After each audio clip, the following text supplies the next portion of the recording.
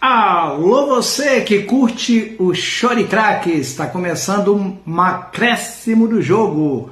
São Paulo e Rings do Chile. Time ruim, viu?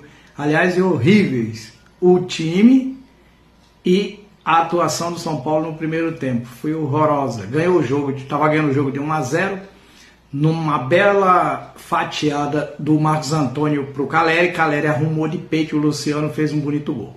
Mas no segundo tempo, São Paulo fez mais um gol com o Arthur, mas não jogou bem, ainda perdeu o Marcos Antônio sem necessidade, poderia ter poupado o rapaz. Para que pôr todo mundo para jogar contra um time desse quilate do Chile na Sul-Americana? Poderia ter poupado, colocado mais moleque, mas é isso. São Paulo venceu, não convenceu. Ganhar 2-0 de um time ruim desse é obrigação no Morumbi, com um público pequeno, ainda de quebra vaiando.